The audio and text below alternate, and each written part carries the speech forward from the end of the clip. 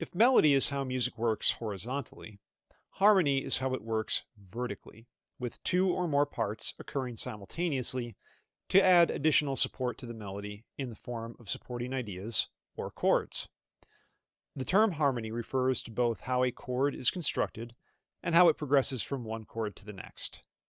A chord is simply a group, usually of three or more pitches, that occurs at the same time.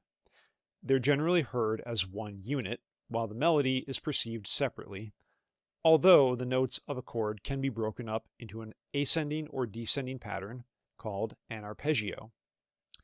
When discussing harmony, the two most common terms to know are consonance and dissonance. Consonant chords are chords that sound very stable. You can feel a sense of arrival, rest, or resolution when you hear one. Composers tend to place consonant chords at important points in a piece, like the beginning and end of phrases, larger sections, and especially at the end of the piece. Dissonant chords are unstable groupings of notes that demand a resolution to a more stable chord. They usually sound crunchy or out of tune. Moving from dissonance to consonance is how most pieces proceed, creating tension and then resolving it. Just be warned again that this is somewhat influenced by culture.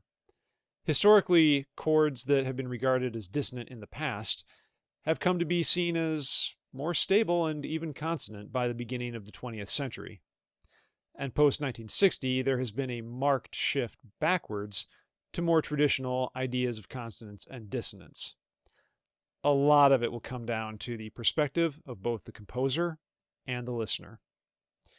For an example of consonance, there are few better pieces to look at than Mozart's Eine kleine Nachtmusik. For dissonance, we'll look at the beginning of the second movement of Alban Berg's Violin Concerto. These are pretty extreme examples, and it won't always be this obvious.